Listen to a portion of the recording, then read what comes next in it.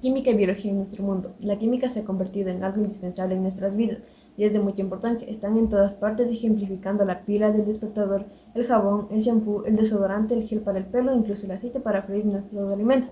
También están involucrados en la medicina como en la creación de vacunas y ciertos medicamentos.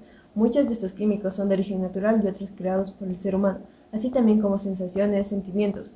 Ejemplo, como el amor, temor, tristeza, etc. Y patologías son el resultado de las actitudes químicas. Química y biología en relación con otras ciencias. Ambas ciencias estudian la composición química biológica de un objeto. Se les considera como unas ciencias centrales con un campo de estudio complejo que colaboran con otras ciencias, que engendran nuevas disciplinas y crean nuevos campos del saber. Otras ciencias hoy en día se les considera como un campo de investigación sobre la naturaleza de la materia, sus reacciones, elementos conforman las leyes que gobiernan su estructura. Niveles de organización. Cada nivel de organización incluye los niveles inferiores y constituye a su vez la base de los niveles superiores. Así, una molécula de agua tiene propiedades diferentes de la suma de las propiedades de sus átomos constitutivos, hidrógeno y oxígeno. De la misma manera, una célula cualquiera tiene propiedades diferentes de sus moléculas constitutivas y un organismo multicelular dado tiene propiedades nuevas y diferentes de sus células constitutivas. De todas las propiedades emergentes, sin duda, la más sorprendente es la que surge en el nivel de una célula individual y es nada menos que la vida. Bioelementos son los componentes orgánicos que forman parte de los seres vivos. El 99% de la masa de la mayoría de las células están constituidas por 4 elementos: carbono, hidrógeno, oxígeno y nitrógeno, que son mucho más abundantes de la materia viva que en la corteza terrestre. Se clasifican en bioelementos primarios, bioelementos secundarios y oligoelementos. La taxonomía es una ciencia que agrupa ordenadamente los organismos vivos de acuerdo a los que se presume son sus relaciones naturales, partiendo de sus propiedades más generales a las más específicas. Los criterios de clasificación que se utilizan están basados en las características anatómicas, morfológicas, citológicas, fisiológicas, genéticas y otras de los organismos, dando origen a diferentes grupos o taxas de características más o menos similares. La taxonomía está muy en relación con los que se conoce por el nombre de sistemática. Esta puede definirse como la ciencia que se encarga de llevar a cabo el estudio de las relaciones.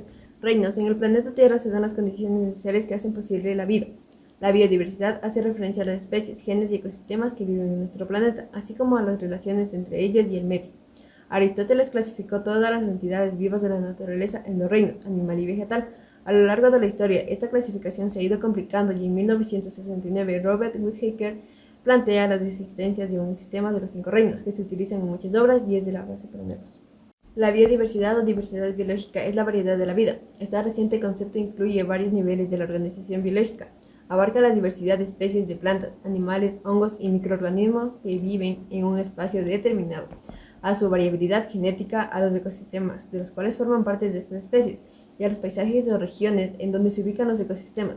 Tabla periódica es una disposición de los elementos químicos en una forma de tablas ordenadas por su número atómico, número de protones, por su configuración de electrones y sus propiedades químicas.